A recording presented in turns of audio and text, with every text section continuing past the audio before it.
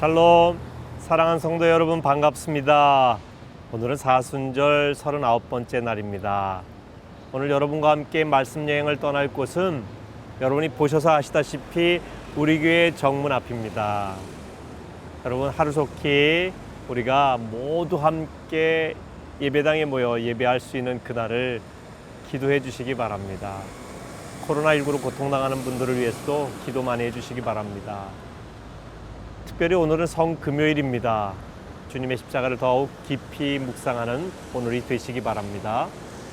오늘 여러분과 함께 나눌 말씀은 마태복음 28장 11절에서 15절입니다. 우리 함께 읽겠습니다.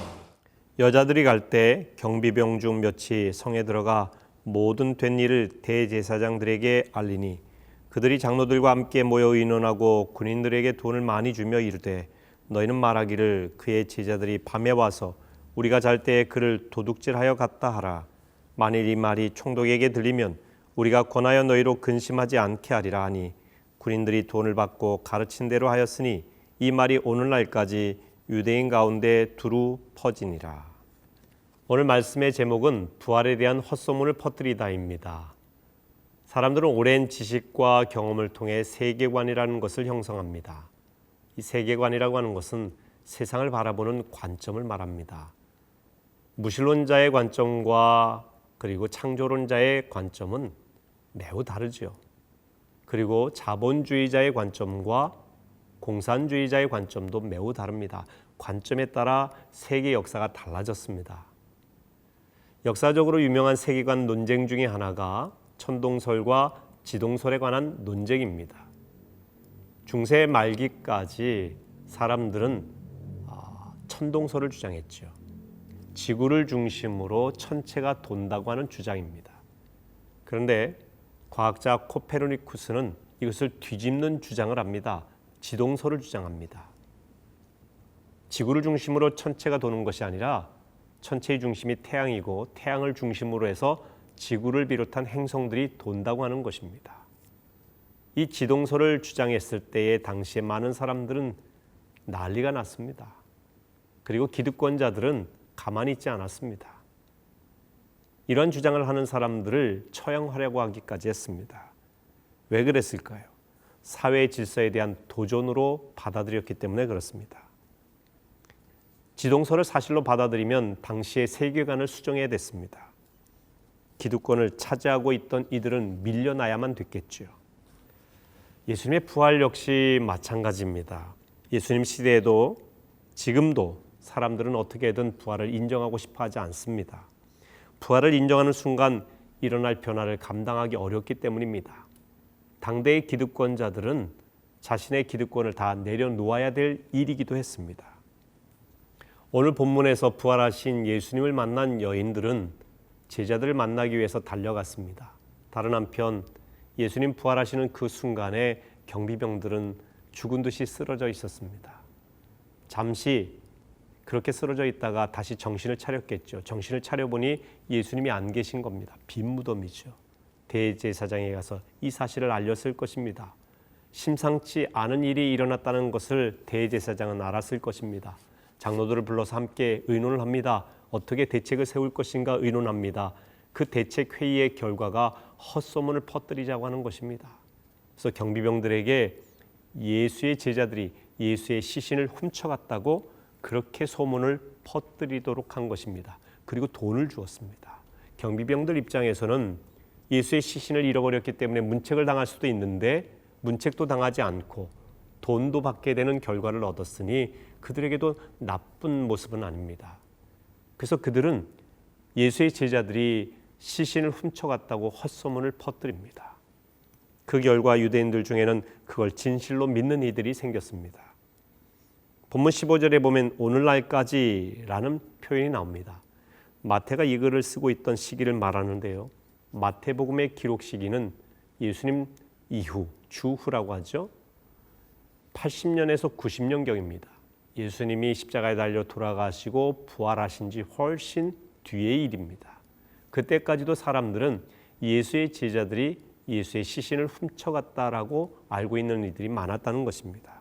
그때까지도 사람들은 예수의 부활이 날조된 사건이라고 생각한 것입니다. 우리는 가끔 책이나 영화를 통해서 임사 체험한 사람들의 이야기를 접하게 됩니다. 생물학적으로 죽음에 이르렀던 사람들의 이야기입니다. 부활이 임사 체험과 비슷한 것이 아니냐고 묻는 사람들도 있습니다. 하지만 엄밀히 말하면 임사 체험은 소생하는 정도의 이야기입니다. 부활이 아닙니다. 또한 그들이 이르렀던 상태가 정말 죽음의 상태인지는 쉽게 결론 내리기도 어렵죠. 부활은 소생과 다릅니다. 소생은 그 상태로 다시 살아나는 것을 말합니다. 그러나 부활은 전혀 다른 생명으로 살아나는 것입니다. 전혀 다른 몸으로 변화되어 깨어나는 것을 말하는 것입니다. 옛날 몸이 아니라 신령한 몸으로의 부활입니다. 요한복음에 따르면 처음에는 제자들도 빈 무덤을 보았지만 믿지 못했다고 합니다. 나중에 부활하신 주님을 직접 만나고 나서야 이해하게 되었습니다. 그만큼 부활은 받아들이기 어려운 사실이죠. 예수님과 가장 가까웠고 그분의 능력을 누구보다 잘 알고 있었던 제자들조차 부활에 대해서 의문점을 갖고 있었다는 것은 사람들이 부활에 대해서 쉽게 받아들이기 어렵다는 것을 보여주고 있습니다. 그래서 예수님의 부활을 두고 지난 2000년 동안 수많은 주장이 제기되었습니다. 그 중에 몇 가지를 살펴봅니다. 첫째는 시신 탈취설이라는 것입니다. 대제사장 무리가 병사들을 매수해서 흘린 소문에서 퍼진 주장이죠. 제자들이 예수의 시신을 훔쳐서 숨겨두었다가 나중에 예수가 부활했다고 주장하는 그런 내용입니다. 하지만 예수님이 십자가에 달려 돌아가실 때 두려움에 떨고 있었던 제자들이 그런 행동을 했다는 것은 납득하기 어려운 일입니다. 더군다나 부활의 복음을 전하면 자신들에게 이익은커녕 예수를 전한다는 그 이야기 때문에 목숨까지 내놓아야 될 제자들의 입장에서 시신까지 훔친다는 것, 그것은 말이 안 되는 이야기입니다. 두 번째는 기력 회복설입니다. 예수님께서는 실제로 돌아가신 것이 아니라 기절하셨다가 깨어났다고 하는 그런 주장입니다. 예수님이 실제로 돌아가신 것이 아니라 실신한 상태에 있다가 후에 깨어났다고 하는 것이죠. 무덤에서 기력을 회복한 뒤 부활했다고 제자들을 속이고 사라졌다는 주장입니다. 근데 여러분, 예수님이 십자가에 달리시기 전에 이미 고문과 매질을 얼마나 많이 당하셨습니까? 십자가에서도 창에 찔리시고 머리에 가시관 쓰시고 손과 발에 못이 박힌 그런 상태였습니다. 그런 분이 의식을 잃었다가 깨어났다고요? 이건 앞뒤가 맞지 않는 이야기입니다. 더군다나 그분이 그 무거운 돌문을 열고 깨어났다? 이것은 상상하기 어려운 이야기입니다. 세 번째는 집단 환각설이라고 하는 것입니다. 제자들이 집단적으로 영적 환각 상태에 빠져서 예수님이 부활한 것을 그냥 환각 상태에서 믿게 되었다는 주장입니다. 그런데 바울이 고린도전서 15장에 기록한 대로 예수님의 부활을 목격한 사람은요, 너무너무 많습니다. 12제자뿐이 아닙니다. 500여 명의 성도들에게도 보이셨어요. 나중에는 만삭되지 못한 사도 바울에게도 보였다고 하지 않습니까? 예수님의 부활을 목격한 증인은 상당히 많습니다. 그들이 다 집단 환각에 빠졌다라고 말하는 것은 말이 되질 않습니다. 그동안 많은 사람이 부활이 조작된 이야기라고 하면서 그 증거를 찾았지만 찾을 수가 없었습니다. 왜일까요? 부활은 사실이기 때문에 그렇습니다. 부활 앞에서 할 수 있는 일은 그것을 믿거나 거부하는 일입니다. 그런데 안타깝게도 너무나 많은 사람들이 후자를 택합니다.